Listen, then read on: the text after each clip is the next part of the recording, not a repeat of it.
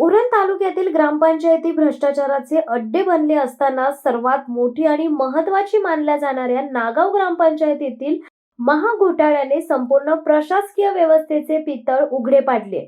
अनेक महिन्यांपासून ग्रामस्थ पुरावे देत होते, पण उरण पंचायत समिती मुद्दाम चौकशी टाळत होती। मात्र जेव्हा थेट जिल्हा परिषदेत तक्रार पोहोचली, तेव्हा आदर्श ग्रामसेवक पुरस्कार विजेते ग्रामसेवक किरण केन्नी यांच्यावर निलंबनाची कारवाई करण्याची नामुष्की प्रशासनावर आली। नागावमध्ये मोठ्या प्रमाणात आर्थिक गैरव्यवहार, खोटे दाखले, फायलींची अदलाबदल आणि निधीचा अनियमित वापर झाल्याच्या गंभीर तक्रारी ग्रामस्थांनी पंचायत समितीकडे दाखल केल्या होत्या। पण या तक्रारींवर कार्यवाही करण्याऐवजी निकाली काढले असा शिक्का मारण्याचा धक्कादायक प्रकार उरण पंचायत समितीमध्ये सुरू होता।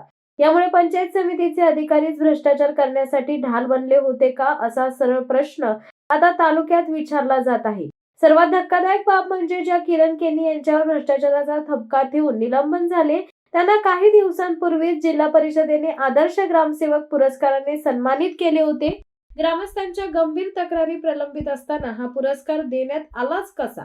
आदर्श पुरस्कारांसाठीही भ्रष्टाचार झाला का, अशी दबकी चर्चा आता रायगड पर्यंत पसरली आहे। जिल्हा परिषदेच्या प्रशासकीय कारभारावरही यामुळे मोठे प्रश्नचिन्ह निर्माण झाले।